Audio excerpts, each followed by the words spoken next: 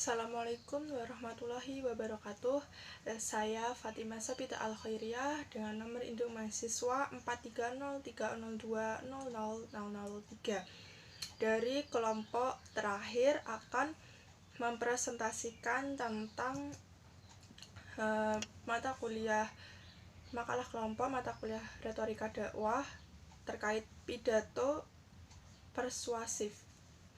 Pidato persuasif sendiri memiliki definisi ialah jenis pidato yang disampaikan untuk memengaruhi audiens dan bertujuan agar pendengar dapat tertarik dengan isi dari pidato tersebut. Terkait cara persuasi kepada audiens bisa dilakukan dengan beberapa cara pada pidato persuasif ini.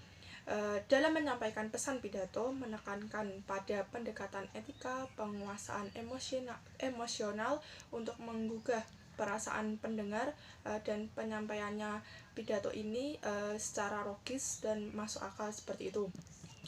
Jadi untuk pidato persuasif ini memiliki ciri-ciri dan karakteristik di mana agar dapat membujuk audiens atau pendengar, bertujuan untuk menasihati para pendengar dan cenderung pendengar bisa dengan mudah menangkap isi pesan pidato yang disampaikan. Pidato persuasif ini biasanya disesuaikan dengan tema yang diangkat dan umumnya selalu berorientasi untuk masa sekarang hingga masa depan. Pidato persuasif ini tidak selalu monoton dan memiliki makna implisit terkait inti dari pidato persuasif. Berikutnya adalah struktur dan kaidah pidato, yaitu salam pembuka, pembukaan, isi, penutup.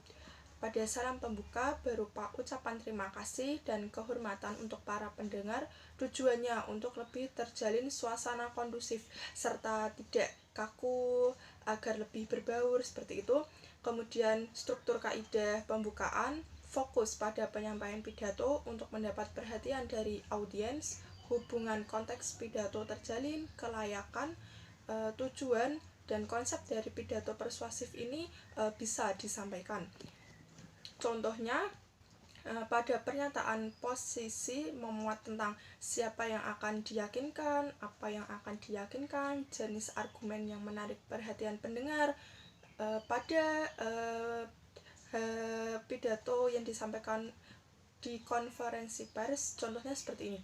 Contoh pihak hadirin konferensi pers, kebijakan terkait pasca pandemi, solusi perubahan pola kehidupan pasca pandemi. Hal tersebut memuat isi dari pidato tersebut. Yang ketiga adalah maksud dari pesan pidato atau isinya secara rinci namun singkat, padat, jelas, dan berbobot atau bernilai. Menyertakan buku-buku argumentasi sebagai pendukung sehingga dapat meyakinkan pendengar. Dalam hal ini, contoh dari pesan pidato bisa memuat data tabel, berita terkini, gambar, kutipan, dan berhati-hati dalam memilih sumber referensi itu juga sangat penting. Selanjutnya adalah bagian penutup, yaitu kesimpulan yang memperkuat argumentasi atau bisa untuk penguatan pernyataan yang diangkat dan penekanan pada nasihat dalam pidato persuasif. Ciri kebahasaan pidato persuasif yaitu menggunakan pernyataan langsung untuk menyapa audiens pada salam pembuka atau pembukaan. Selanjutnya adalah menggunakan kalimat aktif, memuat kata-kata teknis dan istilah yang berkesinambungan dengan pesan pidato. Selanjutnya adalah banyak menggunakan kata kerja mental dan merujuk terhadap data dan fakta. Yang terakhir adalah berisi berupa kalimat ajakan dengan tujuan agar pendengar bisa terpengaruhi. Pada penyampaian pidato ini bisa menggunakan metode, yaitu dalam penyampaian pidato persuasif umumnya dilakukan dengan spontanitas yang mengarah berdasarkan peristiwa sekarang dan tanpa melakukan persiapan yang matang. Dalam metode ini biasanya orang yang sudah berlatih atau sudah mumpuni, jadi bisa dilakukan dengan spontan.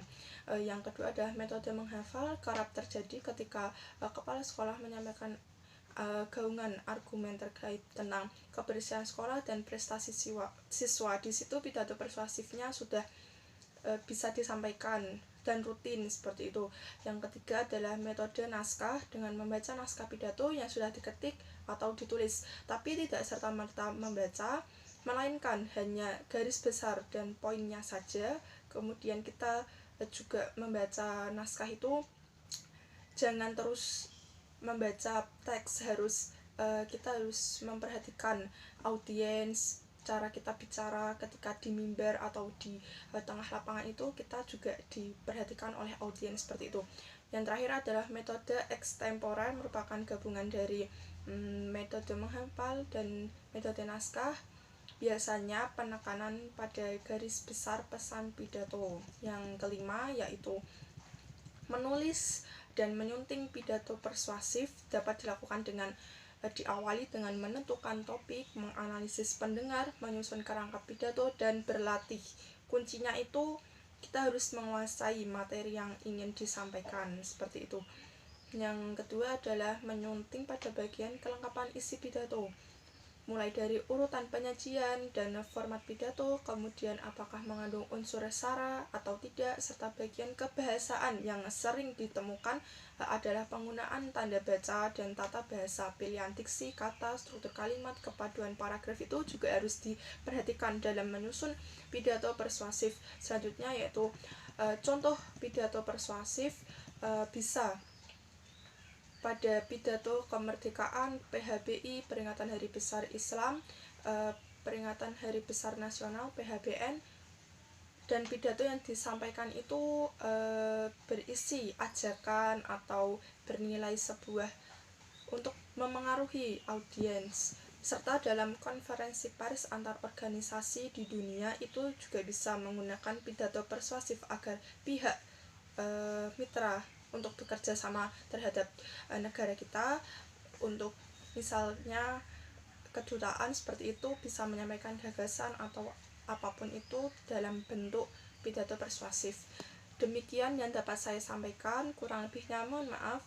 Wassalamualaikum warahmatullahi wabarakatuh. Annyeong.